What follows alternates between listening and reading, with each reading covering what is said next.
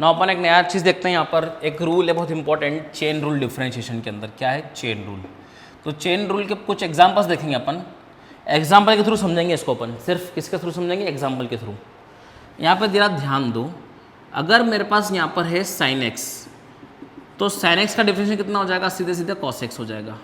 लेकिन मेरे पास डिफरेंशिएशन करना है मेरे को साइन एक्स स्क्वायर का, it is not sine square x. बेटा ये चीज़ें अलग होती है, साइन स्क्वायर एक्स और साइन एक्स स्क्वायर ये दोनों अलग अलग चीज़ें, दोनों बराबर नहीं है। इसका मतलब क्या होता है? इसका मतलब होता है साइन एक्स का होल स्क्वायर। कई बार बच्चों को दिक्कत आई थी जो 11th में नए नए आए कि सर आपने लिखा है साइन एक्स का होल स्क्वायर, मतलब ये हो गया sine square into x square. तो ऐसा नहीं होता है। साइन स्क्वायर, साइन एक्स का होल स्क्वायर और साइन स्क्वायर एक्स दोनों एक ही चीज़ है। आपको अलग से एंगल का स्क्वायर नहीं लगाना है, पूरे फंक्शन का स्क्वायर होता है वो। साइन एक्स का होल स्क्वायर का मतलब होता है साइन स्क्वायर एक्स। जैसे मैंने क्या लिखा, साइन स्क्वायर 30 डिग्री, तो मैं पहले साइन 30 की वैल्यू निकालूंगा, कितनी होती है 1/2, और उसका स्क्वायर करूंगा, दैट इज 1/4। ऐसा नहीं करूंगा सर साइन स्क्वायर 30 डिग्री का तो 30 पे तो स्क्वायर नहीं है, ऐसा नहीं। साइन स्क्वायर 30 मतलब साइन 30 की वैल्यू निकालो पहले, फिर उसका स्क्वायर करो। Is it clear? क्या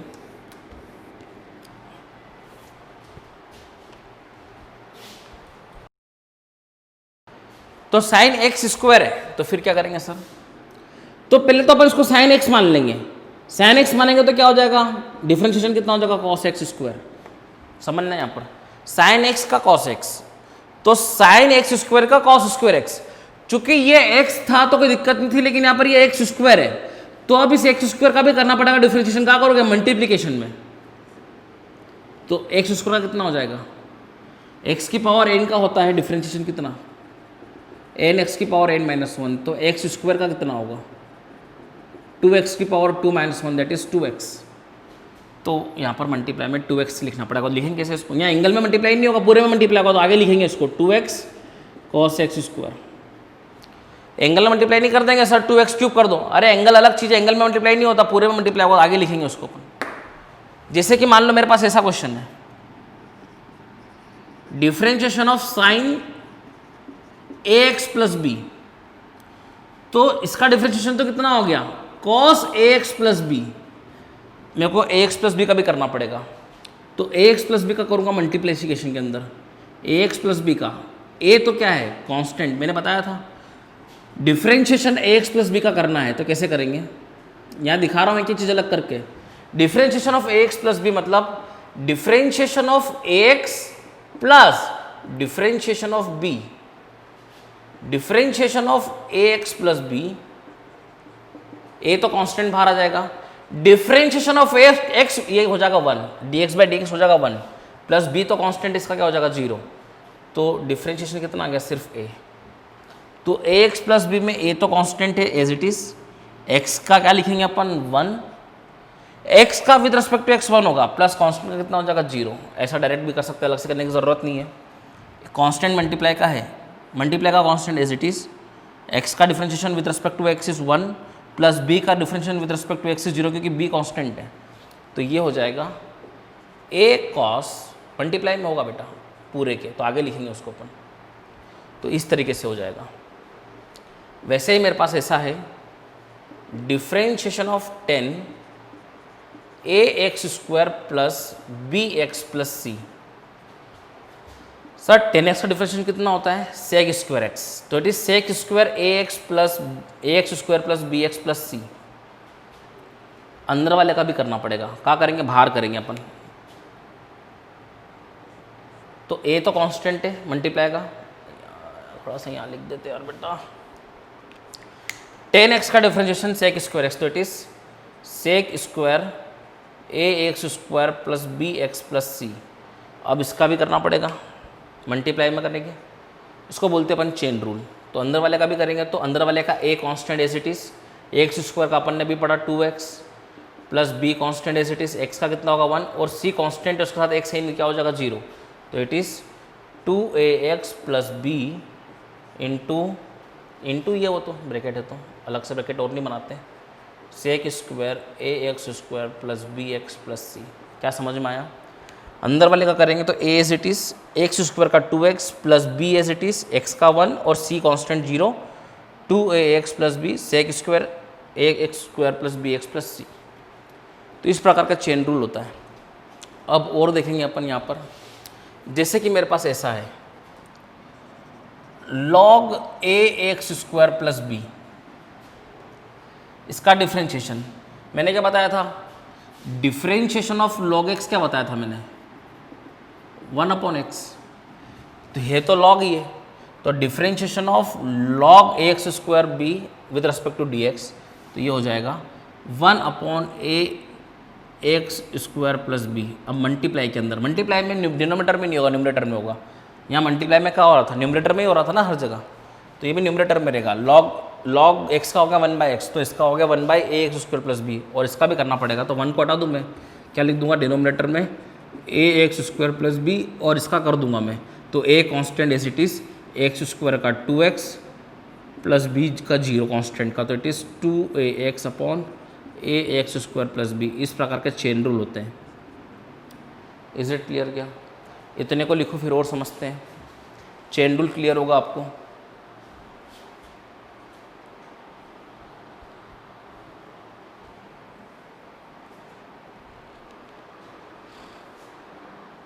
नाम अपन यहाँ पे देखते हैं, मेरे पास यहाँ पर है x square into sine x, तो दो फंक्शन के प्रोडक्ट में इसको डिफ्रेंशिएट करना है विद रिस्पेक्ट टू एक्स। तो मैं क्या करूँगा, फर्स्ट एज इट इज़, यहाँ पे क्या लगा रहा हूँ, product rule, differentiation of second plus second as it is differentiation of first, तो it is x square, sine x का डिफ्रेंशिएशन कितना हो जाएगा, कॉस एक्स, सॉरी यहाँ पर साइन एक्स है, sine x as it is, और इसका हो जाएगा 1, तो ये हो गया डिफ्रेंशिएशन। यहीं पे अगर मेरे पास ऐसा रहता है dy by d x into sine x upon x square, तो मैं लगा देता प्रोडक्ट रूल, वो हो जाता डिनोमिनेटर का स्क्वायर, तो एक्स स्क्वायर का whole square, denominator as it is differentiation of numerator minus numerator as it is differentiation of denominator, तो it is x square, sine x का हो जाएगा कितना, cos x, minus sine x as it is, इसका कितना हो जाएगा x square का 2x, देखा था अपन ने, तो 2x को आगे लिखेंगे अपन, एंगल में कभी मल्टीप्लाई नहीं होता बेटा, बाहर लिखते हैं उसको अपन, अपॉन एक्स की पावर 4। ये हो गया आपका क्वेश्चन रूल, डिवाइड रूल बोलते हैं, और इसको क्वेश्चन रूल याद रखो, क्वेश्चन रूल, क्वेश्चन रूल। ये हो गया प्रोडक्ट रूल से क्वेश्चन। और देखते हैं इसके अंदर, अगर मुझे ऐसा दे दे डिफरेंशिएशन ऑफ e की power 2x square plus 3x plus 6, तो मैंने बताया था e की पावर x का e की पावर x ही रहेगा, e की पावर x का e की पावर x ही रखा, 2x square plus 3x plus 6, ये हो गया। अब ये पावर में है, अब मल्टीप्लाई में क्या करेंगे, नीचे इसके मल्टीप्लाई में क्या हो जाएगा, इसका डिफ्रेंशिएशन करना पड़ेगा, तो it is 2 as it is x square का 2x, 3 as it is x का 1, और 6 का क्या हो जाएगा 0, प्लस माइनस का कॉन्स्टेंट है तो उसका 0 हो जाएगा, तो it is 4x plus 3 multiply by E to the power 2x square plus 3x plus 6। ये मत सोचना कि पावर में मल्टीप्लाई करेंगे इसको, नहीं, नीचे होगा बेस में मल्टीप्लाई। Is it clear? क्या, तो इट इज़ 4x प्लस 3, ठीक है। अगर मेरे पास ऐसा है डिफ्रेंशिएशन ऑफ 2 की पावर 3x स्क्वायर प्लस 6, तो इसका डिफ्रेंशिएशन कितना हो जाएगा, जैसे कि अपन ने पढ़ा था डिफ्रेंशिएशन ऑफ a की power x, it is a की power x log e base a, तो इट इज़ a की पावर x, तो a की पावर x, ये x हो गया, log e बेस a कितना है 2, लेकिन इसका करना पड़ेगा, तो इसका मल्टीप्लाई में हो जाएगा 3 as it is x square का 2x और इसका 0, तो यहाँ पर आ जाएगा ये 6x इंटू 2 की power 3x square plus 6 log e base 2, ये पूरा पावर में और ये नीचे, तो इस प्रकार से चेन रूल का मैंने बता दिया आपको, प्लस मैंने यहाँ पर प्रोडक्ट रूल बता दिया, यहाँ पर मैंने आपको डिवाइड रूल मतलब क्वेश्चन रूल बता दिया। इतना सब आप लिखें। अब धीरे धीरे इसको अपन फिजिक्स के अंदर इंक्लूड करेंगे।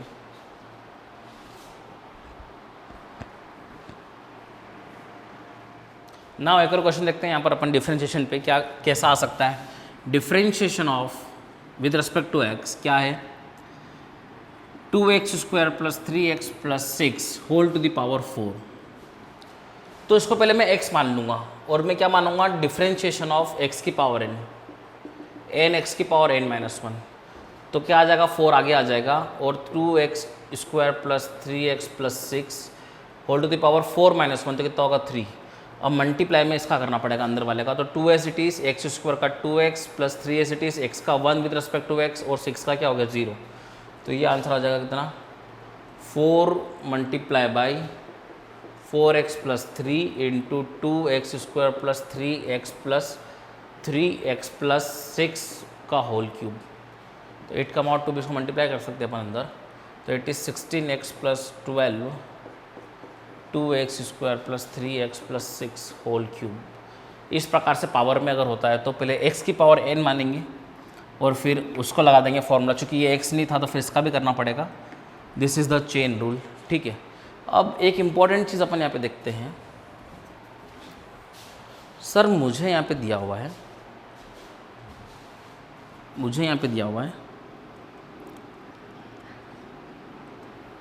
y is equals to x square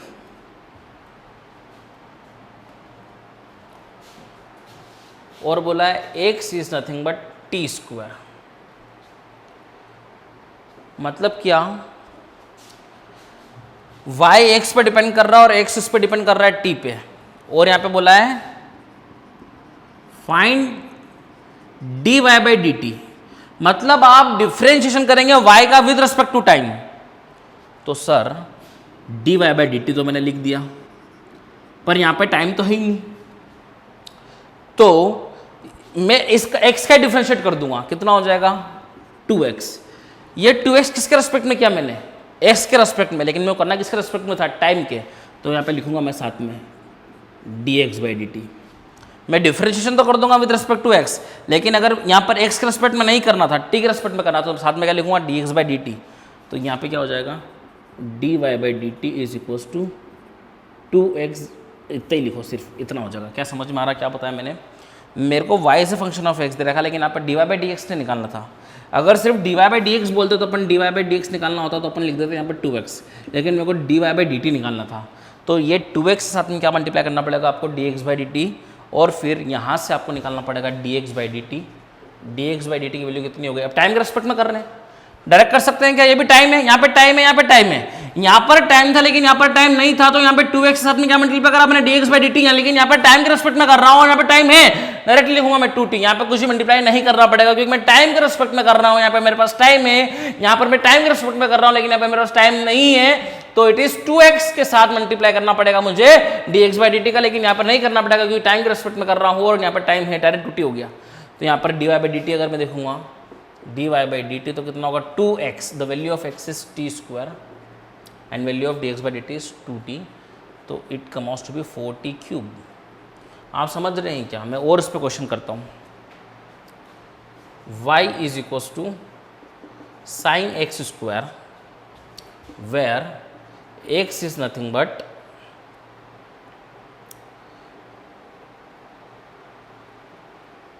u square. You have to find dy by du. What you have to find? dy by du. Sir, sorry, हाँ, you have to find dy by du. तो sir यहाँ पे एक चीज़ ध्यान देंगे अपन, sir यहाँ पर u के रेस्पेक्ट में करना है तो इसका तो कर दो पहले आप। sin x का कितना होगा cos x स्क्वायर और x स्क्वायर का हो जाएगा कितना 2x। किसके रेस्पेक्ट में कर रहे हैं अपन, u के रेस्पेक्ट में, तो क्या लिखेंगे यहाँ पे u है क्या, नहीं, तो u के रेस्पेक्ट में कर रहे हो तो लिखूंगा मैं du by dx by du। यहाँ पे निकालेंगे dx by du, dx by du, dx by du कितना हो जाएगा u के रेस्पेक्ट में कर रहा हूँ, u है, डायरेक्टली क्या लिखूंगा मैं 2u, तो dy by d u is equals to 2, x की वैल्यू कितनी हो गई u square cos x square की वैल्यू हो गई u की पावर 4 मल्टीप्लाई बाई इसकी वैल्यू हो गई 2u, तो आगे मल्टीप्लाई होगा, एंगल में मल्टीप्लाई नहीं होगा, तो it is 4u cube cos u की पावर 4। आपको समझ में आ रहा होगा यार, मतलब कि y x पर डिपेंड कर रहा है और x t पर डिपेंड कर रहा है। सर आपने तो बोला था कि अगर डिफ्रेंशिएशन करना हो मेरे को और यहाँ पर अगर x नहीं है, यहाँ पर अगर y है, या फिर यहाँ पर अगर कुछ और है, यहाँ पर उसको बोलेंगे अपन कांस्टेंट। सर यहाँ पर टाइम के रेस्पेक्ट में कर रहा हूँ और यहाँ पर टाइम नहीं है, तो क्या मैं इसको कांस्टेंट ले लूँ, जीरो हो जाएगा। क्या बोल रहा हूँ समझना, मैंने बोला था कि यहाँ पर x की अगर टर्म नहीं है तो ये क्या कहलाएगा कांस्टेंट, तो उसका डिफरेंशिएशन कितना हो जाएगा जीरो। सर मैं टाइम के रेस्पेक्ट में कर रहा हूँ डिफरेंशिएशन और यहाँ पर टाइम नहीं है, तो उसका जीरो क्यों नहीं लिखे अपन, टाइम तो है ही नहीं यहाँ पर, लेकिन अलग से यहाँ पे दे रखा रिलेशन। ये दोनों क्वेश्चन साथ में दिए हैं कि sir we have a relation with it कि x is not the constant, x depends on time, तो अल्टीमेटली ये टाइम पे डिपेंड कर रहा है, इट इज़ नॉट कांस्टेंट। तो फिर इस तरीके से करना पड़ेगा 2x dx by d T वहाँ से निकालना पड़ेगा और यहाँ पुट करना पड़ेगा, ये कहने का मतलब है। ऐसा नहीं है कि यहाँ पर टाइम है और यहाँ पर टाइम नहीं है, इसके अलावा कुछ और ना देखो और मैं जीरो कर दूँ, कुछ और देखना पड़ेगा। क्या x डिपेंड कर रहा है क्या t पर, हाँ कर रहा है, तो फिर डिफरेंशिएशन करना पड़ेगा। वैसे ही यहाँ पर सर यहाँ पे u के रेस्पेक्ट में कर रहे हैं और यहाँ पर u नहीं है, तो कांस्टेंट मान लो, क्या कर दो जीरो, लेकिन अगला को दे रखा साथ में इसके कि x डिपेंड्स ऑन u, तो u तो है इसके अंदर क्योंकि x तो डिपेंड कर रहा है u पे, तो फिर डिफरेंशिएशन इस प्रकार से करना पड़ेगा। जो डिफरेंशिएशन तो कर दो विद रिस्पेक्ट टू x, लेकिन x नहीं है तो क्या करेंगे अपन यहाँ पर dx बाई डी यू करेंगे, क्योंकि मैं u के रेस्पेक्ट में कर रहा हूँ। वैसे यहाँ पर टाइम नहीं है तो डिफरेंशिएशन तो कर दिया मैंने 2x, लेकिन किसके रेस्पेक्ट में, क्या टाइम के, तो मेरे को यहाँ पे लिखना पड़ेगा dx बाई डी टी। अगर मैं सीधे x के रेस्पेक्ट में ही करता dy by d x, directly मैं 2x लिख देता, लेकिन मैं x के रेस्पेक्ट में नहीं कर रहा हूँ, टाइम के रेस्पेक्ट में कर रहा हूँ, तो मुझे dy बाई डी टी के साथ में यहाँ पे dx बाई डी टी लिखना पड़ेगा। Is it clear to everybody? ये एक बहुत इंपॉर्टेंट कंसेप्ट था जो कि आपको समझना पड़ेगा। इसके साथ में वैल्यू बोल रखी है कि हाँ डिपेंड कर रहा है टाइम पे, इसके साथ वैल्यू बोल रखी है कि हाँ डिपेंड कर रहा है यू पर। Note it down.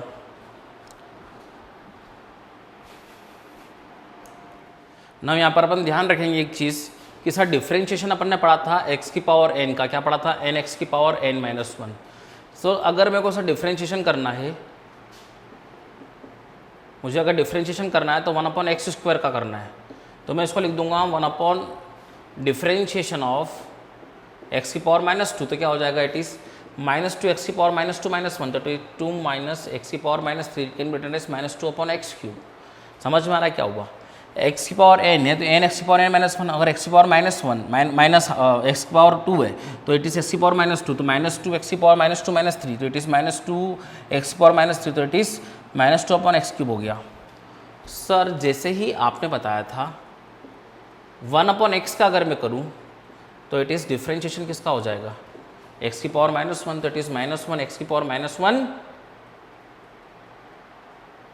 -1, तो ये कितना हो जाएगा, -1/x की पावर -2, तो it is -1/x square.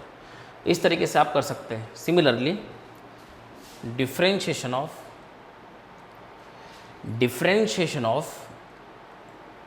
Root x, तो it is differentiation of x की पावर हाफ,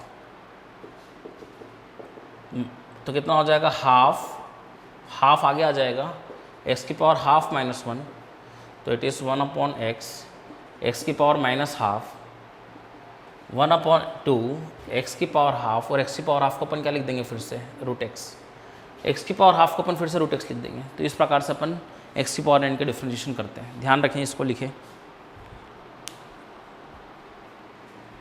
ना अपन यहाँ पर देखते हैं एक चीज़,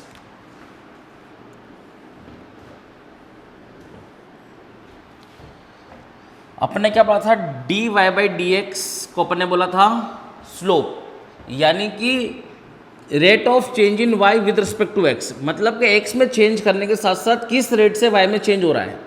तो अगर मैं देखूं यहाँ पर एक ये लाइन है और एक ये लाइन है, मैंने यहाँ पर छोटा सा, मैं इनिशियली यहाँ पर हूँ और मैं यहाँ पर आ गया, मैंने छोटा सा चेंज किया x में तो there is a some change in y also.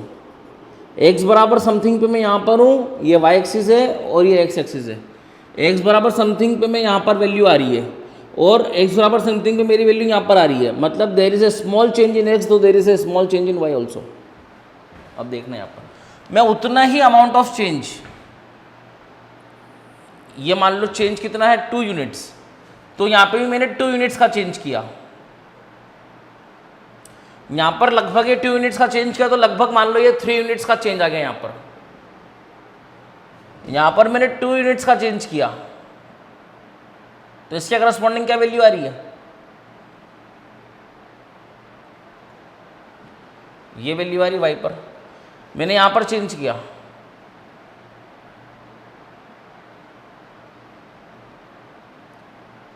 आप समझेंगे थोड़ा सा। यहाँ पर 2 यूनिट्स का चेंज किया, यहाँ पे भी 2 यूनिट्स का चेंज किया एक्स में, यहाँ पर 2 यूनिट्स का चेंज किया एक्स में, तो वाई में 3 यूनिट्स का चेंज आया अप्रोक्सीमेटली बनवाना। यहाँ पर मैंने 2 यूनिट्स का चेंज किया एक्स में, वाई में चेंज क्या आया बहुत ज़्यादा।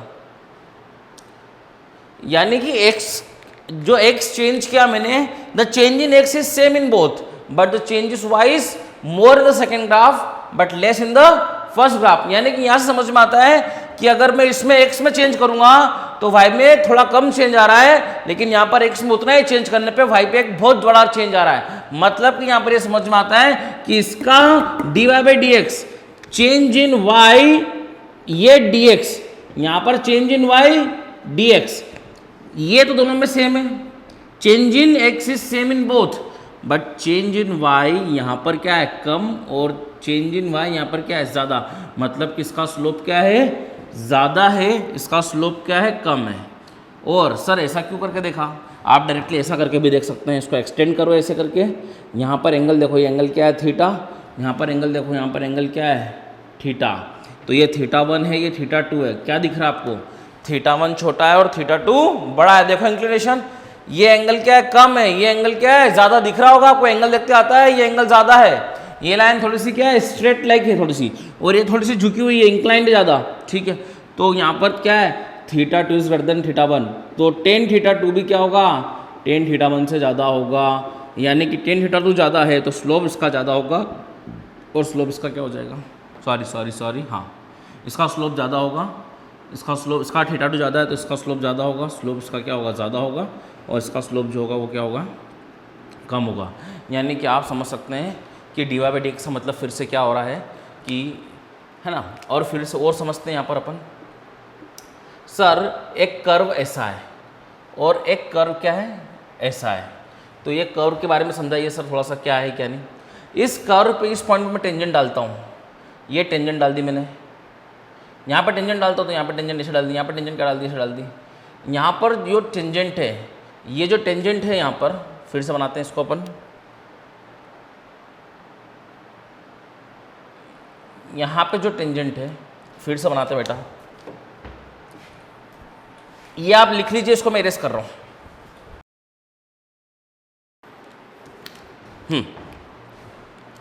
तो यहाँ पे देखेंगे आप, एक कर्व इस प्रकार का है और एक कर्व इस प्रकार का है। तो ये y एक्सिस है, ये x एक्सिस है, ये x एक्सिस है और ये y एक्सिस है। यहाँ पे देखेंगे, यहाँ पर मैं टेंजेंट डालता हूँ इस पॉइंट पे, तो ये टेंजेंट इस प्रकार की है। यहाँ पर मैं टेंजेंट डाल रहा हूँ, टेंजेंट इस प्रकार की है। यहाँ पर देखना, मैं टेंजेंट डाल रहा हूँ, टेंजेंट इस प्रकार की है, और यहाँ पर मैं टेंजेंट डाल रहा हूँ, टेंजेंट इस प्रकार की है। तो अगर मैं देखूँ यहाँ पर 2 पॉइंट पे, तो यहाँ पर जो एंगल x एक्सिस है, तो x एक्सिस से पैरेलल लाइन बना दो। यहाँ पर एंगल क्या बन रहा है θ1, यहाँ पर एंगल क्या बन रहा है अल्फ़ा बोल दो। यहाँ पे एंगल कितना है अल्फ़ा1, यहाँ पर एंगल क्या है अल्फ़ा2। तो इसका स्लोप क्या हो जाएगा tan अल्फ़ा1, उसका स्लोप कितना हो जाएगा tan अल्फ़ा2। सर x एक्सिस से एंगल है, हाँ x एक्सिस से, तो इसके पैरेलल बना दिया लाइन अपन ने, तो किससे एंगल हो गया, ये x एक्सिस से एंगल हो गया। तो ये टेंजेंट है, इसका स्लोप tan अल्फ़ा1 है, इसका स्लोप tan अल्फ़ा2 है। आप देखेंगे तो ये तो हॉरिजॉन्टल लाइन दोनों में फिक्स है, दैट इज x एक्सिस, ये x एक्सिस है, ये भी x एक्सिस है। x एक्सिस से इसका एंगल कितना अल्फ़ा1, इसका एंगल कितना अल्फ़ा2।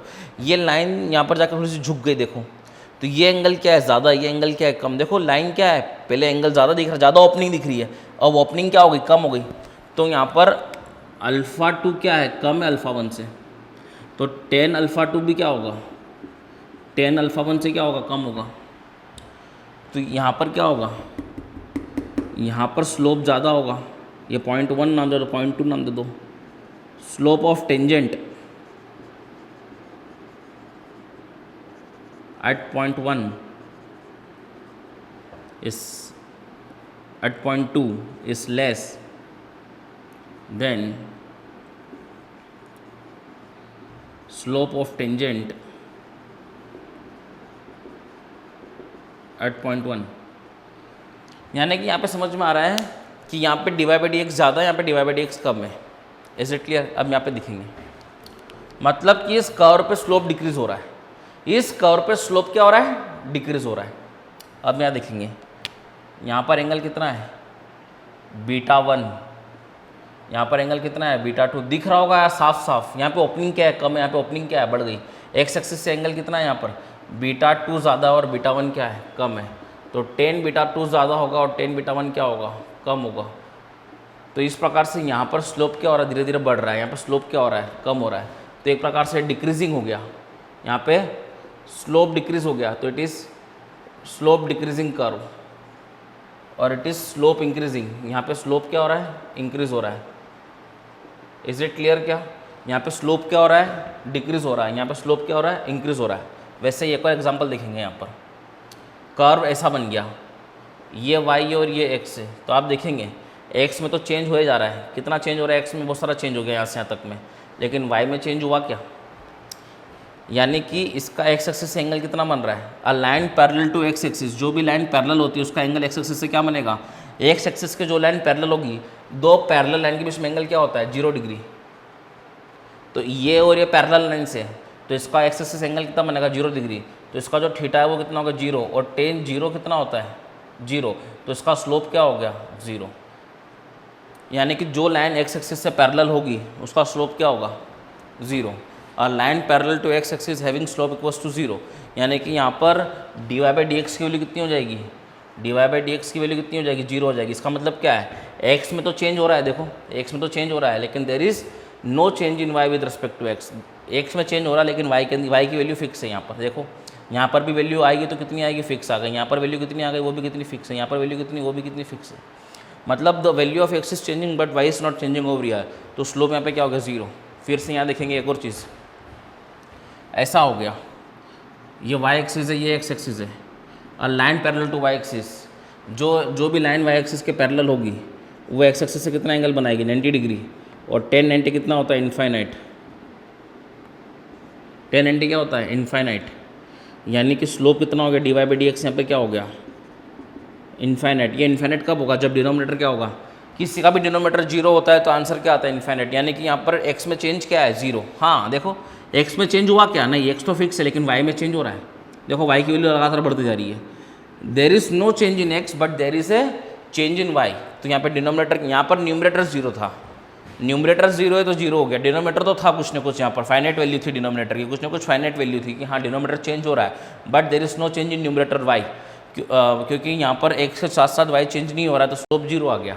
लेकिन यहाँ पर देखेंगे आप, यहाँ पर एक्सिस से एंगल क्या बना रहा है, 90 डिग्री। tan 90 कितना होता है, इनफाइनाइट। इनफाइनाइट मतलब स्लोप क्या आ गया, इनफाइनाइट। इनफाइनाइट का मतलब क्या होगा, dx क्या है, 0। तो देखो dx 0 है क्या, हाँ dx में चेंज नहीं हो रहा है, but there is a change in y। यानी कि आपको स्लोप और dy/dx में कुछ समानताएं दिख रही होगी कि क्या होता है dy/dx, the rate of change of y with respect to x, the rate of change of independent variable with respect to the dependent variable, it is x axis. Note it down बेटा।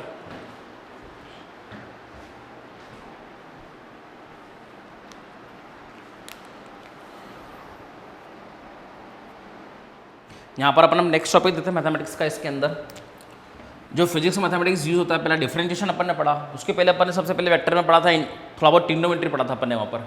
तो trigonometry का use भी होता है, तो मैंने वहाँ पर बता दिया था आपको उतना जितना यूज़ होता है। जितना डिफरेंशिएशन यूज़ होता है मैंने उतना बता दिया आपको, और अब जितना इंटीग्रेशन यूज़ होने वाला है वो मैं बता रहा हूँ आपको। तो इंटीग्रेशन देखेंगे अपन सिर्फ उतना ही पढ़ रहे हैं जितना यूज़ हो रहा है। तो बहुत बड़ा चैप्टर ये 12th में आप मैथमेटिक्स में पढ़ोगे लेकिन जितना अपने काम का है अभी अपन उतना पढ़ रहे हैं। यहाँ पर अपन फिजिक्स पढ़ रहे चूँकि, तो फिजिक्स में जितना मैथमेटिक्स लग रहा है मैं आपको यहाँ पर बताने वाला हूँ। तो integration, what is integration? It is nothing but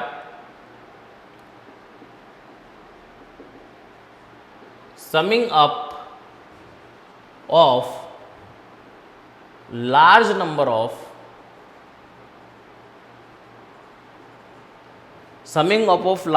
of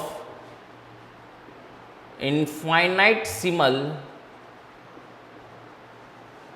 small elements of a quantity। क्या है सर? मेरे को यहाँ पर कहीं ना कहीं बहुत सारी चीज़ें वेरिएबल दिखेगी। मतलब कि मान लो, समझना, यहाँ पर बहुत प्यारी से समझा रहा हूँ मैं आपको। अगर मेरे को एक रॉड का सेंटर ऑफ मास निकालना अपन आगे पढ़ेंगे, तो मुझे पता हो जाएगा कि सेंटर ऑफ मास जो होगा वो कहाँ पर होगा? मिड पॉइंट पे होगा। बट एक रिंग के लिए सेंटर ऑफ मास निकालना है तो वही मुझे पता चल जाएगा कहाँ पर होगा, यहाँ पर होगा। पर जैसे ही मैं रिंग को कट कर दूंगा आधी, तो अब सेंटर ऑफ मास कहाँ होगा? क्योंकि मास अब क्या है? वेरिएबल हो गया। पहले क्या था? मास इधर भी उतना था, इधर भी उतना था, तो मिड पॉइंट पे आ गया। अब मास इधर भी इतना था, इधर भी इतना था, तो सेंटर ऑफ मास कहाँ पर आ गया? मिड पॉइंट पर। अब मास का बचा सिर्फ ऊपर ऊपर, नीचे मास नहीं है। तो सेंटर ऑफ मास उधर शिफ्ट हो जाता है जिधर मास ज़्यादा होता है। तो सेंटर ऑफ मास यहाँ नहीं होगा। यहाँ पे कब था? जब इक्वल मास ऊपर था यहाँ से, और इक्वल मास कहाँ था? नीचे। इक्वल मास इधर था, इक्वल मास इधर है। अब यहाँ पर इक्वल मास नीचे है क्या? नहीं। तो सेंटर ऑफ मास जहाँ था वहाँ से कहाँ शिफ्ट हो जाएगा? ऊपर, क्योंकि सेंटर ऑफ मास हमेशा वहाँ रहता है जिधर मास ज़्यादा होगा। पहले मास सब तरफ बराबर था, अब मास कहाँ है? ऊपर वाले पोर्शन पे ज़्यादा है, नीचे वाले पोर्शन में मास नहीं है। तो सेंटर ऑफ मास अपनी पुरानी पोजीशन से कहीं ना कहीं ऊपर शिफ्ट होगा। तो कहाँ शिफ्ट होगा मुझे नहीं पता है, यहाँ पर वेरिएबल है, क्योंकि मास सब तरफ यूनिफॉर्म नहीं है। तो यहाँ पर मुझे क्या करना पड़ेगा? एक एलिमेंट मारना पड़ेगा। उस एलिमेंट को मुझे क्या करना पड़ेगा? जोड़ना पड़ेगा, और जोड़ के मैं क्या करूँगा? इसका आंसर निकालूंगा। तो उसी मेथड को बोलते हैं अपन इंटीग्रेशन। जैसे कि और बताता हूँ मैं आपको, एक डिस्क है, तो हाँ, डिस्क मतलब क्या? डिस्क मतलब एक प्लेट। तो यहाँ समझ में आ गया, एक 2D ऑब्जेक्ट है, जितना मास इधर है उधर है, सब तरफ यूनिफॉर्मली मास है। लेकिन अगर डिस्क क्या हो गया आदि, तो सेंटर मास का शिफ्ट होगा ऊपर। तो कहाँ होगा? तो वेरिएबल आ गया यहाँ पर, क्योंकि मास यहाँ पर क्या है? वेरिएबल है। तो फिर अब मेरे को समझ में आना चाहिए कि मुझे यहाँ पर एलिमेंट मानना पड़ेगा, और एलिमेंट को क्या करना पड़ेगा? छोटे छोटे टुकड़ों में तोड़ना पड़ेगा, और उन टुकड़ों को मेरे को क्या करना पड़ेगा? जोड़ना पड़ेगा। उस जोड़ने वाली मेथड को ही बोलते हैं अपन इंटीग्रेशन। ये सर क्या बता रहे हो, हमको समझ में नहीं आया। बेटा ये आगे एप्लीकेशन आएगा, धीरे धीरे अपन चैप्टर पढ़ेंगे, तो at the end of the mechanics अपन ये सारी चीज़ें देखेंगे, और अपने को धीरे धीरे सब समझ में वहाँ पर आसानी से आ जाएगा। अभी सिर्फ मैं आपको उतना बता रहा हूँ कि what is integration. It is summing up of large number of infinitesimal element. अपन किसी भी वेरिएबल को छोटे छोटे एलिमेंट पर तोड़ेंगे, और उस एलिमेंट को फिर इंटीग्रेट करेंगे, तो इंटीग्रेशन से अपने को कंप्लीट अपना जो आंसर है वो मिलेगा। यानी कि छोटे छोटे एलिमेंट को जोड़ने वाली मेथड को बोलते हैं अपन इंटीग्रेशन। इज इट क्लियर क्या? तो आप इस डेफिनेशन को लिख लेंगे। तो सर समझ में नहीं आया क्या है? समझ में आएगा, धीरे धीरे आ जाएगा समझ में, धीरे धीरे। ठीक है, तो यहाँ पर अपन देखते हैं, क्या देखते हैं अपन यहाँ पर? तो सर अपन ने छोटे छोटे एलिमेंट को क्या बोला था? dx। What is dx? dx is a infinitesimal small element. उसका मैं इंटीग्रेट करूँगा, तो ये it is a sign of integration. ये इंटीग्रेशन का साइन है, it is a sign of integration. हाँ, जैसे कि अपन x की पावर n का डिफरेंशिएशन करते थे, समझिएगा यहाँ पर अपन x की पावर n का डिफरेंशिएशन करते थे, तो क्या आता था? n x की पावर n माइनस 1। क्या बोलते थे इसको? डिफरेंशिएशन ऑफ x की power n with respect to x। Differentiation of x की power n with respect to x is n x की पावर n माइनस 1 ना। यहाँ पर मैंने क्या किया? अब मैं यहाँ पर जो लिखूँगा, अगर मुझे x की पावर n का इंटीग्रेशन करना है, x की पावर n का डिफरेंशिएशन नहीं करना, अब मेरे को इंटीग्रेशन करना है, तो x की पावर n का इंटीग्रेशन, तो इट इज़, ये पढ़ेंगे कैसे? Read as integration of x की power n with respect to x, तो ऐसा लिखाएगा dx। क्या बोला मैंने, ये है इंटीग्रेशन और ये है वेरिएबल, किसके रेस्पेक्ट में कर रहे हैं अपन एक्स के रेस्पेक्ट में कर रहे हैं, तो it is called as variable of integration. Variable क्या है, x, variable of integration, it is a sign of integration, it is a variable of integration. तो इसका साइन हो गया, तो इसको मैं इंटीग्रेट करूँगा, तो इसका जो फॉर्मूला होता है, कहीं पे भी आपको डेरिवेशन की ज़रूरत नहीं है, यहाँ पर सीधा फॉर्मूला याद करेंगे, एक्स की power n plus one upon n plus one, ये फॉर्मूला है इंटीग्रेशन का। कैसे लिखते हैं डिफरेंशिएशन को अपन, डिफरेंशिएशन ऑफ x की power n with respect to dx is nx की पावर n माइनस वन। वैसे इसको रीड करेंगे अपन, इंटीग्रेशन ऑफ x की power n with respect to dx is nothing but x की power n plus one upon n plus one. यानी कि मैं यहाँ पर एक चीज़ बोलूँ आपको, तो आप जरा ध्यान से देखेंगे, इंटीग्रेशन, सॉरी यहाँ पे मिटा दिया मैंने, फिर से बताता हूँ, इंटीग्रेशन ऑफ अगर सिर्फ dx करेंगे, सर x की पावर n तो यहाँ पर है नहीं, तो कुछ नहीं है यहाँ पे, यानी कि 1 है, तो differentiation of 1 with respect to dx is only dx। एक और चीज़, डिफरेंशिएशन ऑफ एनी कांस्टेंट भी आ जाए यहाँ पर, सी कांस्टेंट है तो कांस्टेंट इंटीग्रेशन के बाहर आ जाता है, और फिर integration of dx and integration of dx is only c, इसका हो जाएगा x। आप समझ रहे हैं क्या, कांस्टेंट मल्टीप्लाई का जो इंटीग्रेशन के अंदर वो बाहर आ जाएगा। अब धीरे धीरे समझते अपन एक एक चीज़ करके। मैंने अभी बताया कि इसको रीड कैसे करते हैं, अपन एक बहुत आसान से चीज़ पढ़ते हैं, उस पर ध्यान देंगे आप। इंटीग्रेशन ऑफ x की पावर n dx, क्या फॉर्मूला है, x की power n plus one upon n plus one. अब यहाँ पे फिर से देखेंगे आप, डिफरेंशिएशन में क्या फॉर्मूला था, the formula in the differentiation is x की power n is nothing but nx की power n minus one, nx की पावर n माइनस वन। तो यहाँ पे ध्यान देंगे आप, सर मान लो यहाँ पे डिफरेंशिएशन करना था किसका मेरे को, x की पावर 2 का, तो कितना आ जाता है वो 2x।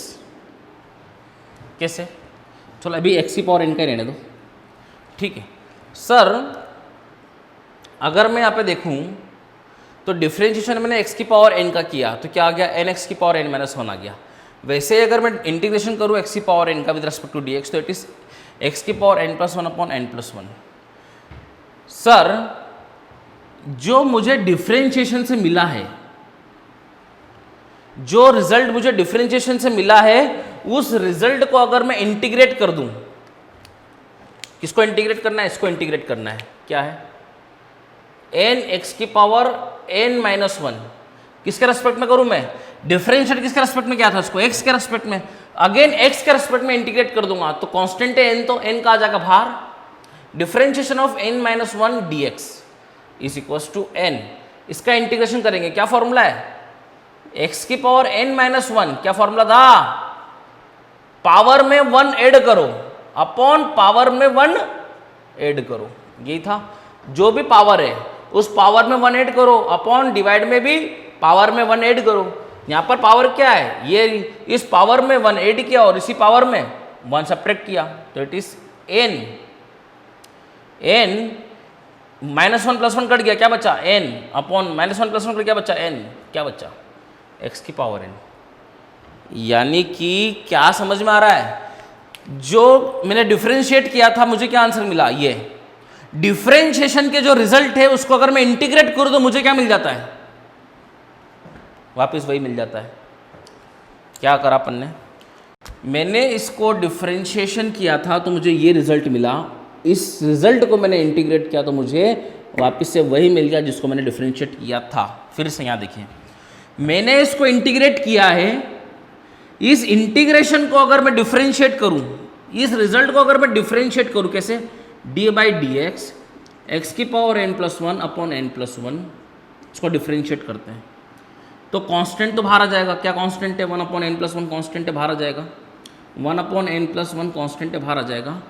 क्या करेंगे, डिफरेंशिएशन ऑफ x की पावर, डिफरेंशिएशन ऑफ x की पावर n प्लस वन। ध्यान से देखेंगे आप, 1 अपॉन n प्लस वन, यहाँ पर डिफरेंशिएशन में क्या फॉर्मूला है, n आगे आ जाता है तो n कितना है, n प्लस वन, एक्स की पावर में 1 घटा दो, क्या फॉर्मूला था, x की पावर n, n की जगह पे यहाँ पे क्या है n+1, तो n आगे आता तो क्या आगे आ गया n+1 आगे आ गया, x की पावर n-1, तो यहाँ पे और क्या n+1 -1, तो ये कट जाएगा, ये भी कट जाएगा, क्या बचेगा सिर्फ आपका x की पावर n, ये भी कट जाएगा और ये भी कट जाएंगे, क्या बचेगा x की पावर n। यानी कि आप समझ रहे हैं इंटीग्रेशन x की पावर n का क्या मुझे रिजल्ट मिला ये, और अगर उस रिजल्ट को मैं इंटीग्रेट कर दूं, उस रिजल्ट को उस रिजल्ट को अगर मैं डिफरेंशिएट कर दूं तो डिफरेंशिएशन से मुझे मिला वापस से अपना क्या मिल गया, मैंने यहाँ पर इसको डिफरेंशिएट किया था, डिफरेंशिएशन से मुझे क्या मिला, ये आंसर मिला, उस आंसर को मैंने इंटीग्रेट कर दिया तो मुझे वापस से वही मिल जाता जिसको मैंने डिफरेंशिएट किया।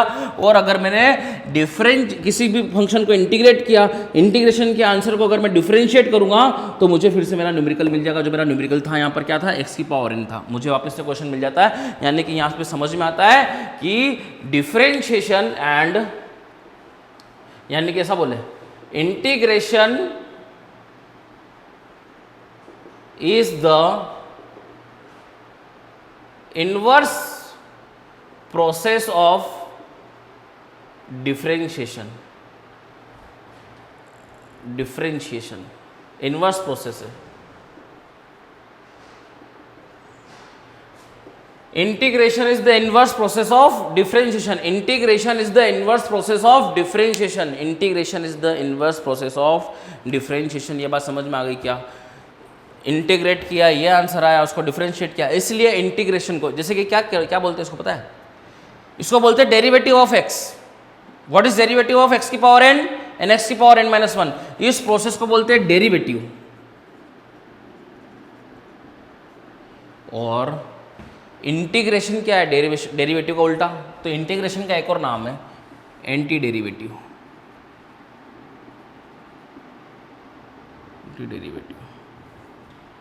इज इट क्लियर क्या, इतना लिखो अपन और देखते हैं यहां पर।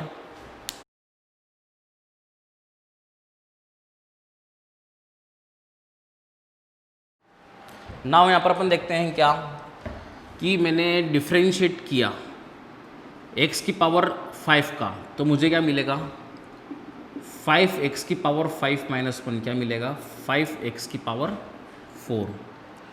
मैंने डिफरेंशिएशन किया x की पावर 5 + 1 का, तो ये डिफरेंशिएशन हो जाएगा x की पावर 5 प्लस डिफरेंशिएशन ऑफ 1, तो इसका तो आंसर मिल जाएगा मुझे क्या 5x की पावर 4, और इसका क्या मिलेगा मुझे 0।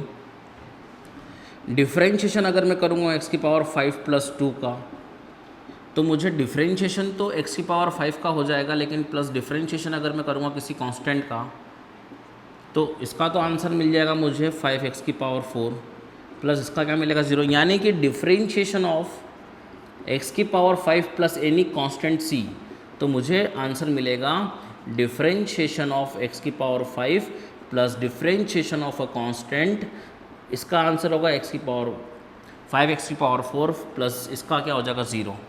तो बेटा मैंने क्या बताया था, जो भी आंसर आता है उसको अगर मैं क्या करूँगा इंटीग्रेट करूँगा विद रिस्पेक्ट टू x, तो 5 कांस्टेंट बाहर आ जाएगा, x की पावर 4 dx, तो आंसर क्या मिलेगा 5, इसका इंटीग्रेशन होगा x की पावर 4 + 1 अपॉन 4 + 1, तो आंसर कितना होगा 5 से 5 कट गया, क्या बचा x की पावर 4 + 1 दैट इज x की पावर 5, क्या मिल गया मेरे को, मेरा रिजल्ट मिल गया x की पावर 5। ध्यान देने की कोशिश करना, x की पावर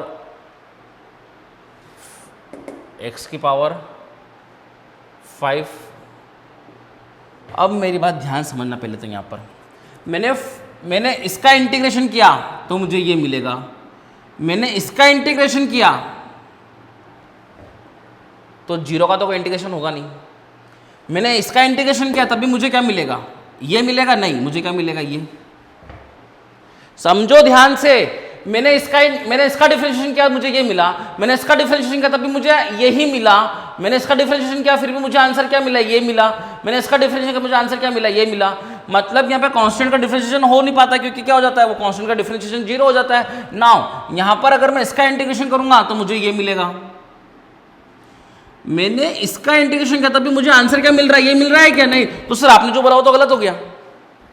आपने बोला था कि यहाँ पे जो इंटीग्रेशन करूंगा उससे मुझे क्या मिलेगा, ये मिलेगा। अब ये क्या मिल रहा है सर, मुझे तो इसका इंटीग्रेशन करने पे ये मिल रहा है, तो इसका आंसर ये आना चाहिए। इसका इंटीग्रेशन करने पे ये क्यों आ रहा है, इसका इंटीग्रेशन करने पे ये आना चाहिए, ये क्यों आ रहा है। तो अपन यहाँ पे समझ जाते हैं कि जब भी किसी भी चीज का इंटीग्रेशन करते हैं तो उसके साथ हमेशा अपन एक कांस्टेंट ऑफ इंटीग्रेशन ऐड करते हैं। मतलब कि अगर मैं फॉर्मूला बोलूंगा x की पावर n dx, तो इट इज x की power n plus 1 upon n plus 1 plus c। What is c? Constant of integration. हमेशा एक कांस्टेंट ऑफ इंटीग्रेशन आएगा। कांस्टेंट ऑफ इंटीग्रेशन समझ में आ रहा है क्या? तो आप समझना यहाँ पर ये कांस्टेंट ऑफ इंटीग्रेशन हमेशा साथ में जोड़ेंगे अपन। यानी कि मैं कभी भी 5x की पावर 4 का इंटीग्रेशन करूँगा तो 5 बाहर आएगा, इंटीग्रेशन होगा x की पावर 4 का विद रिस्पेक्ट टू dx, तो 5x की पावर 4 प्लस 1 अपॉन 4 प्लस 1, ये 5 से 5 कट गया, क्या बचा? अब यहाँ पे c लिखना पड़ेगा मुझे। तो मेरा आंसर है 5x की पावर x की power 5 plus c, not x की पावर 5। अब c can be any real number, c can be any real number lies between minus infinite two plus infinite. तो सर c की value तो कुछ भी हो सकती है, मुझे पता ही नहीं है। हाँ, मुझे नहीं पता है, तो इसीलिए इस इंटीग्रेशन को बोलते हैं इनडेफिनेट इंटीग्रेशन। यहाँ पे कोई डेफिनेट एक आंसर नहीं मिलता मुझे फंक्शन तो सेम मिल जाएगा, x की पावर 5 मिलेगा, लेकिन यहाँ पर जो वैल्यू है वो वैल्यू मुझे पता नहीं है। इसको बोलेंगे अपन इनडेफिनेट इंटीग्रेशन। ये क्या हो जाएगा आपका? Indefinite integration. आप समझने की कोशिश करेंगे आप, इसलिए इसको इनडेफिनेट बोलते हैं, क्योंकि मुझे फंक्शन तो पता है लेकिन फंक्शन के साथ जो कांस्टेंट क्वांटिटी, मुझे कांस्टेंट क्वांटिटी पता नहीं है। यानी कि अब समझेगा मेरी बात, तो अब आपको आंसर सही मिलेगा। कैसे सही मिलेगा सर? सर मैं इसका डिफ्रेंशिएशन करूँगा तो मुझे ये मिलेगा, बिल्कुल मिलेगा, लेकिन अब इंटीग्रेशन जब मैं करूँगा, समझ में आ रहा है कि आपको? तो मैं ये बताना चाह रहा हूँ आपको कि इंटीग्रेशन किया इसका तो मुझे x की पावर 5 नहीं मिलते हुए मुझे x की पावर 5 प्लस c मिलेगा। तो अगर मैं इसको डिफ्रेंशिएट करूँगा तो अब दिक्कत क्या थी अपने साथ दिक्कत क्या आ रही थी?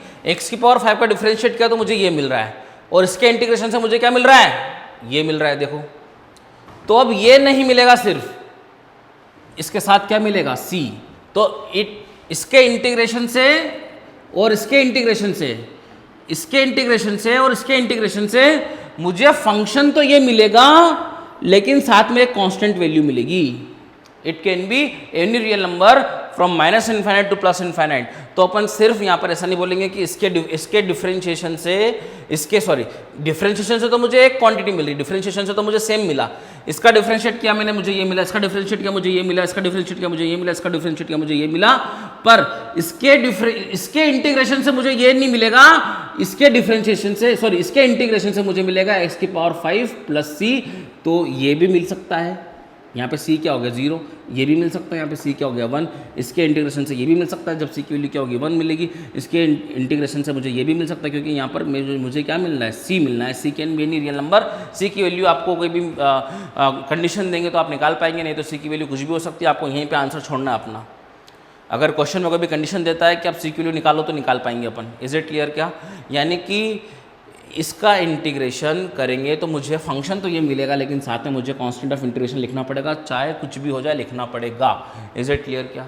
नहीं तो फिर अपना थियरी गलत हो जाएगी। मैंने बोला था क्या, इसका डिफरेंशिएशन ये और इसका इंटीग्रेशन ये नहीं, अब ये नहीं, इसका इंटीग्रेशन ये वेयर c इज 0 ईयर।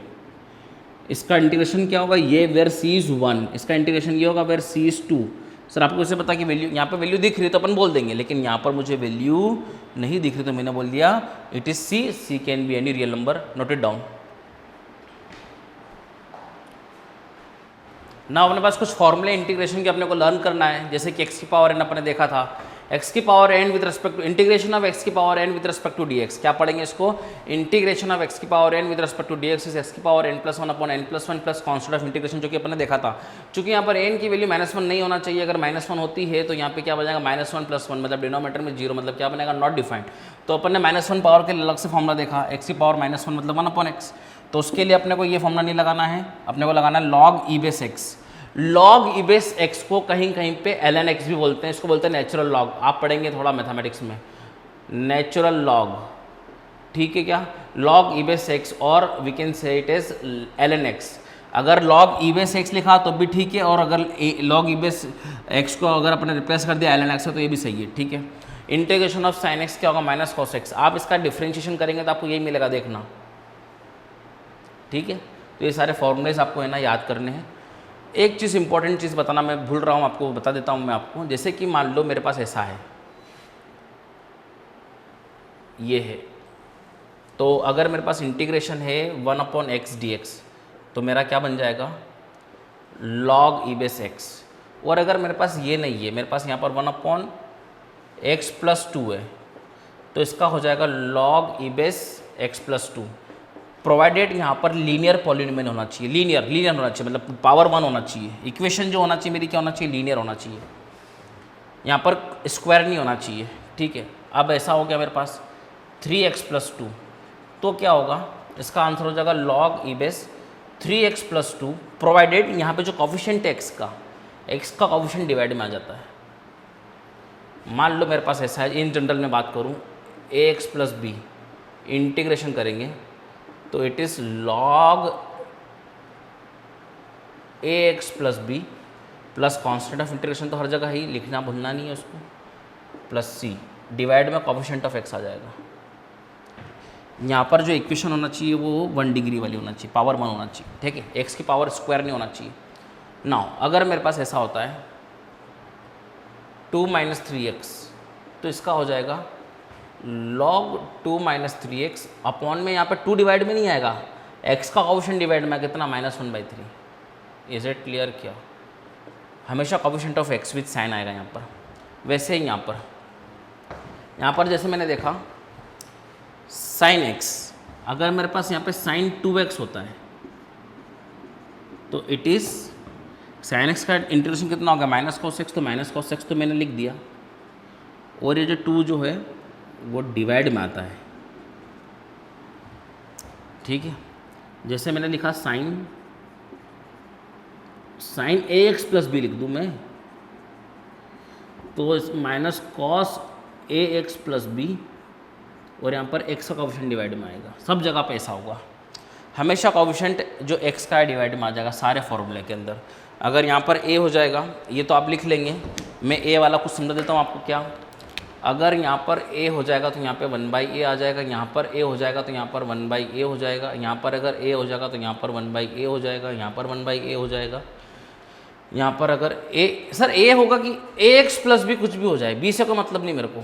यहाँ पर ax + b हो जाएगा और यहाँ पे डिवाइड में a आ जाएगा। यहाँ पर ax + b होगा तो यहाँ पर ax + b हो जाएगा और यहाँ पर 1/a आ जाएगा। यहाँ पर ax + b, यहाँ पर ax + b, यहाँ पर 1/a। यहाँ पर अगर ऐसा हो गया e की पावर ax + b, तो इट इज़ e की power ax + b upon a plus c। Is it clear क्या, इस तरीके से अपने को खेलना है।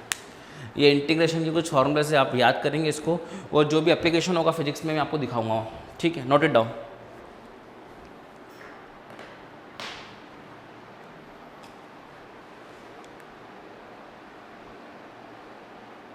ना अपन ने कुछ इंटीग्रेशन के फॉर्मूले देखे थे अभी, अपन यहाँ एक और चीज़ देखते हैं। जैसे कि अपन ने वहाँ देखा था इंटीग्रेशन ऑफ x की पावर n dx, तो क्या आ गया था, x की power n+1 upon n+1 plus c।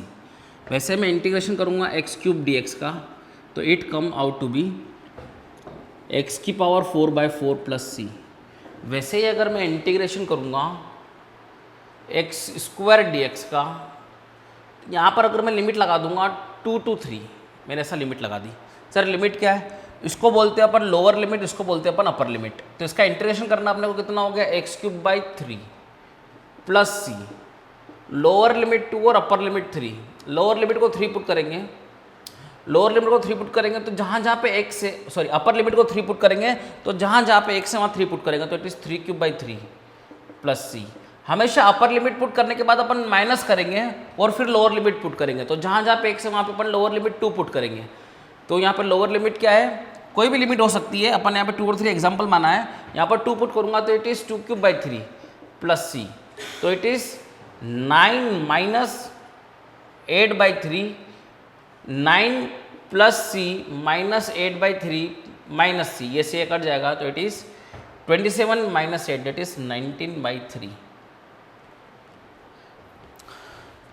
यहाँ पर अगर देखूँ मैं तो मैं डायरेक्टली करता हूँ 2 to 3 x square D x, तो मुझे सी लिखने की ज़रूरत नहीं होती है। डायरेक्टली मैं देखूँगा इट इज़ x³/3 और डायरेक्टली मैं लिखूँगा 2 to 3 इट इज़ 3³/3 माइनस 2³/3 तो डेट इज़ नथिंग बट 27, तो इट इज़ 27/3 तो 27/3 माइनस 8/3 दैट इज़ 19/3। यहाँ पे सी लिखने की ज़रूरत नहीं पड़ती क्योंकि सी लिखोगे तब भी वो क्या होता है फाइनली कट जाता है।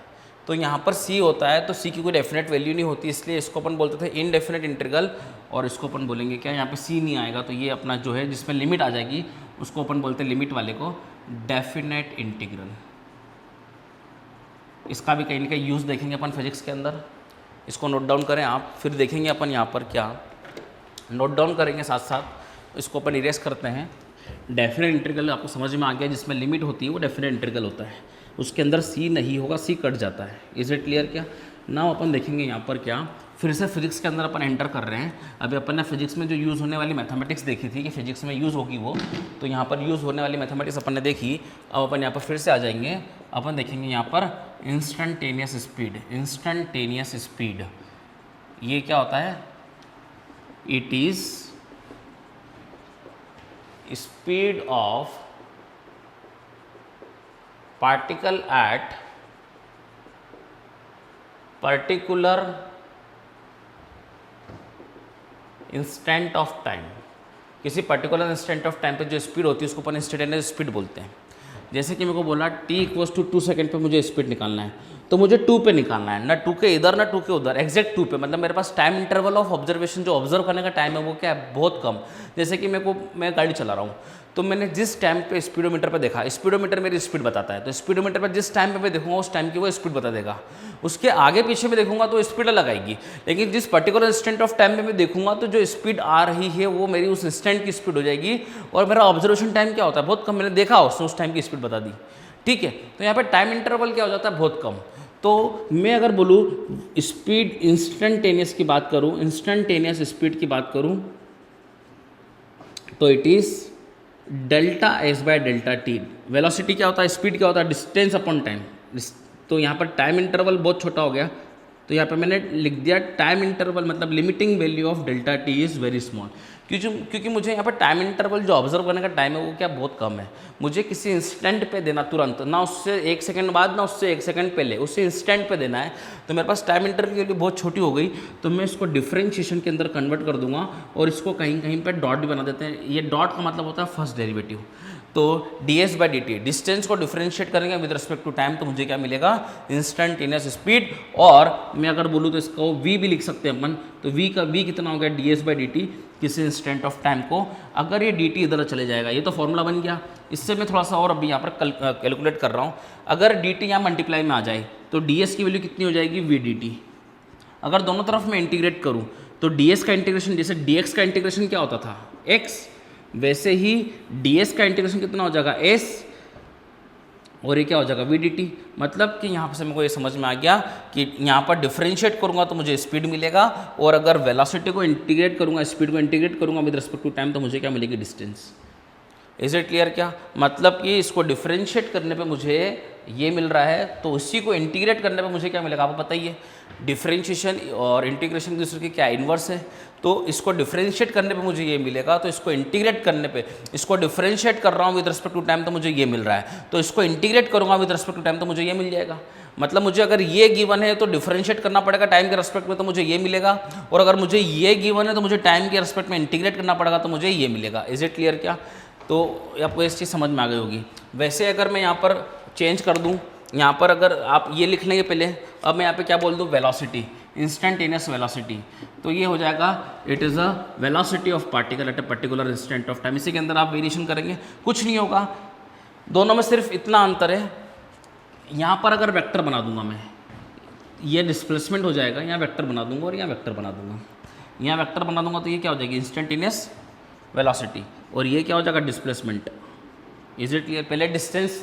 पहले डिस्टेंस और स्पीड थी, अब डिस्प्लेसमेंट और वेलोसिटी हो गई। दोनों में सिर्फ इतना अंतर, यहाँ लिख देंगे अपन स्टमक करके, मैग्नीट्यूड ऑफ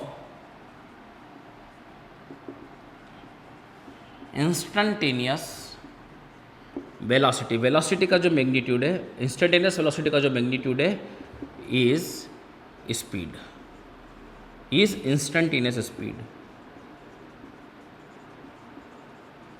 नोट करके लिख लेंगे इसको आप। इंस्टेंटेनियस वेलोसिटी में दो चीज़ें, मैग्नीट्यूड और डायरेक्शन। जो मैग्नीट्यूड पार्ट होगा वो इंस्टेंटेनियस स्पीड के बराबर होगा। Magnitude of instantaneous velocity is instantaneous speed. इतनी बात समझ में आ गई आपको? तो वेलोसिटी भी लिख लेंगे अपन, पहले स्पीड लिखा फिर अपन ने वेलोसिटी लिखा।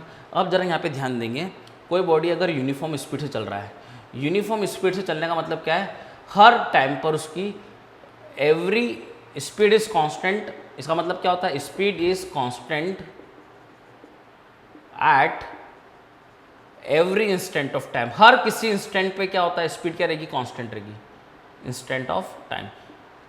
तो अगर पार्टिकल चल रहा है यूनिफॉर्म स्पीड से, मान लो ये 5 मीटर पर सेकेंड है, तो हर इंस्टेंट ऑफ टाइम में 5 मीटर पर सेकेंड रहेगा। किसी भी टाइम पे पूछो आप, through out the motion speed क्या रहेगी, 5 मीटर। डायरेक्शन कुछ भी हो, मुझे उससे मतलब नहीं। तो मुझे बोला है find instantaneous speed, find instantaneous speed at t equals to 2 second और 3 सेकेंड और 4 सेकेंड। तो जब तक के पार्टिकल मोशन कर रहा है तब तक की जो इंस्टेंटेनियस स्पीड होगी वो 5 ही रहेगी, क्योंकि यूनिफॉर्म स्पीड का मतलब क्या है, जब तक कि पार्टिकल मोशन करेगा उसकी स्पीड सेम रहेगी। और किसी भी इंस्टेंट पे देखूंगा, मान लो 1 सेकेंड ये रहा, तो t इक्वल्स टू 1 सेकेंड पे भी स्पीड क्या है, t इक्वल्स टू 1 सेकेंड पे स्पीड कितनी है, 5। 2 सेकेंड पे स्पीड कितनी है, 5। 3 सेकेंड पे स्पीड कितनी है, 5। 4 सेकेंड पे स्पीड कितनी है, 5। मतलब कि समझ में आया क्या, the instantaneous speed is equals to the speed of the particle if the particle is moving with uniform speed. अगर कोई पार्टिकल यूनिफॉर्म स्पीड से चल रहा है, यूनिफॉर्म स्पीड से मतलब थ्रू आउट द मोशन उसकी स्पीड यूनिफॉर्म रहेगी, तो किसी भी इंस्टेंट ऑफ टाइम में उसकी स्पीड वही रहेगी। तो instantaneous speed is equal to the uniform speed of the particle. Is it clear क्या? तो इतनी बात आपको समझ में आ गई क्या? तो किसी भी इंस्टेंट ऑफ टाइम पे अगर मुझे स्पीड पूछा जाएगा, अगर पार्टिकल यूनिफॉर्म स्पीड से चल रहा है तो जो स्पीड रहेगी वही उसकी इंस्टेंटेनियस स्पीड भी कहलाएगी। ठीक है, अब मैं यहाँ पर देखता हूँ एक्सेलरेशन। आप ध्यान से देखेंगे एक्सेलरेशन को। एक्सेलरेशन क्या है?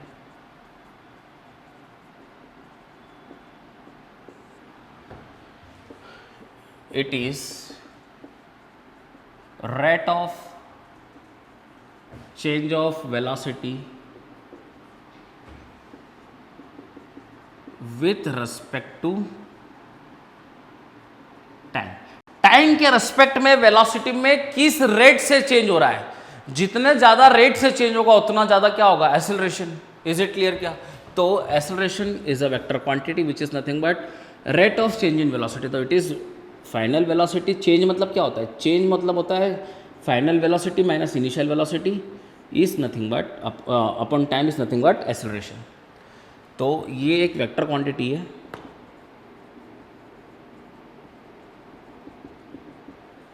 तो इसकी क्या डायरेक्शन होगी, तो the direction of acceleration, the direction of acceleration is in direction of change in velocity, comma not velocity. मतलब कि जो डायरेक्शन होगी एक्सेलरेशन की वेलोसिटी के डायरेक्शन में नहीं होगी, चेंज इन वेलोसिटी के डायरेक्शन में होगी। जो डायरेक्शन चेंज इन वेलोसिटी का होगा वो डायरेक्शन एक्सेलरेशन का होगा। तो it is a vector quantity, और वेक्टर क्वांटिटी है तो उसके पास मैग्नीट्यूड भी होगा, डायरेक्शन भी होगा। तो डायरेक्शन क्या लेगा ये, the direction of acceleration is in direction of change in velocity. जो डायरेक्शन चेंज इन वेलोसिटी की होगी वही डायरेक्शन एक्सेलरेशन की होगी। अपन समझते हैं उसके बारे में भी, अभी डायरेक्शन निकालना सीखेंगे। इसकी यूनिट क्या होती है, मीटर पर सेकेंड। ये क्या वेलोसिटी मीटर पर सेकंड में होगी, अपॉन सेकंड। तो मीटर पर second upon second is metre पर सेकंड स्क्वायर। ये एक्सेलरेशन की क्या होगा, एसआई यूनिट। और अगर मैं सीजीएस की बात करूंगा तो it is centimetre gram second. तो ये सेंटीमीटर में आ जाएगा और सेकंड सेकंड में ही रहेगा, क्योंकि centimetre gram second second second में रहेगा, जहाँ मीटर था वहाँ सेंटीमीटर आ जाएगा। इसका डायमेंशनल फॉर्मूला देखेंगे अपन क्यों, क्या डायमेंशनल फॉर्मूला देखेंगे तो इट इज़, मास इसके अंदर नहीं है तो मास की पावर 0, लेंथ है मीटर तो लेंथ, और टी है तो टी ऊपर जाके कितना हो जाएगा, t-2। तो it is dimensional formula of acceleration. Is it clear क्या सर? अब ये डायरेक्शन ऑफ एक्सेलरेशन निकालना है तो इसके लिए अपन एक एग्जांपल देखते हैं। एग्जांपल इस तरीके से बोला है अपने को, अ पार्टिकल इज मूविंग इन इस डायरेक्शन, एक पार्टिकल चल रहा है इस डायरेक्शन के अंदर, ईस्ट के अंदर चल रहा है with speed 5 metre per second. आप ध्यान देंगे ये होता है ईस्ट, ये होता है वेस्ट, ये होता है नॉर्थ और ये होता है साउथ। एक एग्जांपल के थ्रू समझते हैं। A particle is moving with 5 metre per second, थोड़ा सा ऊपर बना लेते हैं। A particle is moving with 5 metre per second towards east, he takes is left turn. Particle अगर ईस्ट में चल रहा है तो उसका लेफ्ट टर्न लेगा, तो इधर चल जाएगा, इधर क्या आ जाएगा नॉर्थ, तो ये इधर चले गया ये विदाउट चेंज इन स्पीड। क्या बोला है, a particle is moving with 5 metre per second towards east, he takes is left turn without change in speed. Speed change नहीं हुई, बट स्पीड चेंज नहीं हुई लेकिन डायरेक्शन चेंज हुई है, तो वेलोसिटी में चेंज हुआ है। तो यू हैव टू फाइंड, क्या निकालना है यहाँ पर अपने को, फाइंड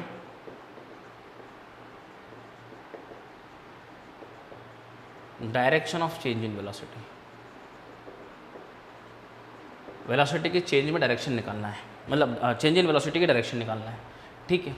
अब यहाँ पर देखेंगे अपन, तो ये क्या इनिशियल वेलोसिटी वेक्टर है क्या, और ये फाइनल वेलोसिटी वेक्टर है क्या, ये इसका हेड है, ये इसकी टेल है। तो आप जानते हैं कि दो वेक्टर है मेरे पास, एक वेक्टर ये है ए वेक्टर, और ये क्या है बी वेक्टर। तो ये दोनों की टेल अगर मिलती है तो यहाँ से जो आने वाला रिजल्टेंट होता है वो होता है ए वेक्टर प्लस बी वेक्टर। आप ध्यान देंगे, तो मैंने क्या किया, इस फाइनल वेलोसिटी वेक्टर को मैंने क्या करा, वी इनिशियल तो एज इट इज़ रखा, थोड़ा सा यहाँ बना लेंगे, वी इनिशियल तो मैंने एज इट इज़ रखा, वी इनिशियल मैंने एज इट इज़ रखा, वी फाइनल को इसकी टेल पे शिफ्ट कर दिया, तो it is v final vector. तो ये जो आएगा रिजल्टेंट आएगा, it is v initial plus v final. चूँकि दोनों के मैग्नीट्यूड सेम है 5 और 5, तो जो रिजल्टेंट होगा वो एग्जैक्ट बीच में से जाएगा। That is what angle bisector पढ़ा था अपन ने, अगर दोनों वेक्टर्स के मैग्नीट्यूड सेम है तो रिजल्टेंट एग्जैक्टली बीच में से जाएगा। ये है v initial plus v final. पर मुझे यहाँ पे क्या देखना है, change in velocity. What is change in velocity, v final vector minus we initial vector. मुझे वी इनिशियल को माइनस करना है, तो जिसको नेगेटिव लेके आना पड़ेगा, जिसको घटाना है, इसको घटाना है, तो ये हो गया minus of v initial vector. अब ये दोनों की टेल मिल रही है, ये हो गया minus of v initial vector. तो ये जो होगा ये रिजल्टेंट होगा v final plus of minus we initial, which is nothing but v final minus we initial vector, that is nothing but called delta v vector. Delta मतलब change in velocity vector. तो ये direction आ गई change in velocity की, और दोनों के magnitude same है, तो ये एंगल बाइसेक्टर होगा। और एंगल बाइसेक्टर जब भी होता है तो क्या बोलेंगे अपन इसको, नॉर्थ वेस्ट। तो ये नॉर्थ वेस्ट हो जाएगा, ये क्या हो जाएगा नॉर्थ वेस्ट। तो direction of change in velocity is north west. ये डायरेक्शन चेंज इन वेलोसिटी की है। Is it clear? क्या अपन दो तरीके से करेंगे इसको। एक तरीका और है, इसको मैंने बोल दिया एक्स एक्सिस, इसको बोल दिया वाई एक्सिस, इसको मैंने बोल दिया माइनस एक्स, इसको बोल दिया मैंने माइनस वाई। ये हो गया माइनस वाई। इधर मैं आई कैप बोलता हूँ तो इधर क्या बोलता हूँ माइनस आई कैप, इधर बोलता हूँ जे कैप तो इधर क्या बोलता हूँ माइनस जे कैप। तो पार्टिकल पहले चल रहा था इधर, इधर मतलब क्या एक्स एक्सिस में। तो वी इनिशियल वेक्टर क्या था 5 आई कैप, और वी फाइनल वेक्टर क्या हो गया, वी फाइनल वेक्टर क्या हो गया, ऊपर जा रहा है, ये डायरेक्शन में हो रही है, ऊपर जाना मतलब नॉर्थ में जा रहा है, नॉर्थ मतलब y axis j cap, it is 5 j cap. तो आपको चेंज इन वेलोसिटी निकालना है डेल्टा वी वेक्टर। तो क्या हो गया V final vector minus we initial vector. तो ये जो होगा 5 j cap minus 5 i cap, ये हो गया आपका। अब सर मुझे डायरेक्शन निकालना है, अगर आई कैप जे कैप के फॉर्म में बोले तो ये आंसर है, और अगर ईस्ट वेस्ट नॉर्थ में बताना है तो इसको प्लॉट करेंगे अपन। तो ये चेंज इन वेलोसिटी कितना होगा 5 जे कैप, मतलब 5 का पुट करूँगा मैं पॉजिटिव 5 जे कैप में, तो यहाँ पे मैंने लिख दिया ये 5 हो गया, इट इज़ 5 जे कैप। और ये कोऑर्डिनेट किसका एक्स का, तो एक्स नेगेटिव मतलब -5 यहाँ पर आएगा, माइनस एक्स में -5 तो कोऑर्डिनेट का आ जाएगा -5,5, और ये दोनों में से क्या है बराबर है, तो ये क्या आ जाएगा एग्जैक्ट बीच में से जाएगा। तो ये क्या है नॉर्थ, ये क्या है वेस्ट, तो ये क्या हो गया नॉर्थ वेस्ट। तो ये डायरेक्शन किसकी आ गई चेंज इन वेलोसिटी की। जो डायरेक्शन चेंज इन वेलोसिटी की होगी ये तो डायरेक्शन लेस होता है, तो जो डायरेक्शन चेंज इन वेलोसिटी की होगी वही डायरेक्शन किसकी होगी एक्सेलरेशन की होगी। तो ये डायरेक्शन चेंज इन वेलोसिटी की है, तो यही क्या होगा आपका, यही जो डायरेक्शन है एक्सेलरेशन की होगा। अगर आपसे पूछ लें यहाँ पे डायरेक्शन निकालना है एक्सेलरेशन की, तो डायरेक्शन ऑफ एक्सेलरेशन भी जो होगा, डायरेक्शन ऑफ एक्सेलरेशन भी जो होगा वो नॉर्थ वेस्ट ही होगा। The direction of acceleration is also north west. अब मुझे अगर एक्सेलरेशन निकालना है तो मुझे यहाँ पर अगर टाइम गिवन है, टाइम इंटरवल दे रखा मेरे को 10 सेकेंड, तो यहाँ पर मैं यहाँ पर अगर एक्सेलरेशन निकालना है मेरे को इस तरीके से, तो एक्सेलरेशन हो जाएगा final velocity vector minus initial velocity vector upon time. और इसका अगर सिर्फ मैग्नीट्यूड निकालना है मेरे को तो इट इज़ वेक्टर सब्ट्रैक्शन का मैग्नीट्यूड। तो वेक्टर सब्ट्रैक्शन का मैग्नीट्यूड कैसे निकलता है, वेक्टर सब्ट्रैक्शन कैसे निकलता है, √a² + b²। वेक्टर पढ़ा है आपने, वेक्टर सब्ट्रैक्शन है, V final minus initial vector subtraction है, तो a² + b² - 2ab cos theta, vector subtraction यही था। और थीटा यहाँ पर दोनों के बीच में कितना 90 डिग्री है, वी इनिशियल और वी फाइनल में, तो cos 90 कितना होता है 0। तो it is √a² b², a और b क्या मैग्नीट्यूड, मैग्नीट्यूड कितना 5 और 5, तो यहाँ पे लिख देंगे √5² + 5²। फिर से देखेंगे यहाँ पर 5² + 5² अपॉन टाइम कितना है 10, तो it is 5√2 upon 10 that is 1/√2। इसको काटेंगे तो 2 बचेगा, 2 से काटेंगे तो 1/√2 मीटर पर सेकेंड स्क्वायर। और डायरेक्शन अपन देख चुके हैं वेलोसिटी की नॉर्थ वेस्ट, तो एक्सेलरेशन की भी क्या होगी नॉर्थ वेस्ट, तो ये एक्सेलरेशन आ गया। और इस तरीके से भी कर सकते हैं, अगर यहाँ पर टाइम का डिवाइड कर दे, टाइम का डिवाइड कर दे और टाइम का डिवाइड कर दे, टाइम कितना है 10 सेकेंड, तो ये आ जाएगा एक्सेलरेशन वेक्टर। तो एक्सेलरेशन वेक्टर यहाँ से भी निकल जाएगा -1/2 i cap -1/2 i cap plus 1/2 j cap. या तो आप डायरेक्टली यही आंसर बोल दें i कैप j कैप में, या फिर नॉर्थ वेस्ट में दिखना है तो इसका मैग्नीट्यूड निकालेंगे 1/4 इसका स्क्वायर प्लस 1/4 इसका square that is 1/√2 again metre per second square. और डायरेक्शन देखेंगे तो क्या हो गया, ये क्या हो गया -1/2 1/2, ये हो गया -1/2, ये हो गया क्या 1/2, ये जा रहा है एग्जैक्टली बीच में से, ये दोनों सेम है, तो ये क्या होगा थीटा 45 डिग्री होगा। परपेंडिकुलर और बेस सेम है, परपेंडिकुलर बेस सेम है 45 डिग्री, 45 डिग्री मतलब एग्जैक्ट बीच में से, मतलब एंगल बाइसेक्टर। तो डायरेक्शन क्या होगी नॉर्थ वेस्ट। जो डायरेक्शन वेलोसिटी की होगी वो डायरेक्शन किसकी होगी एक्सेलरेशन की होगी। तो यहाँ पर अपने को समझ में आ गया the direction of acceleration is in direction of change in velocity not velocity. Velocity direction में एक्सेलरेशन नहीं होगा, वेलोसिटी के डायरेक्शन में एक्सेलरेशन नहीं होकर चेंज इन वेलोसिटी के डायरेक्शन में एक्सेलरेशन होगा। तो इतना सब आप नोट डाउन करें, एग्जाम्पल के थ्रू अपन ने समझा, ये भी पूरा आप नोट डाउन करेंगे, ठीक है, नोट इट डाउन।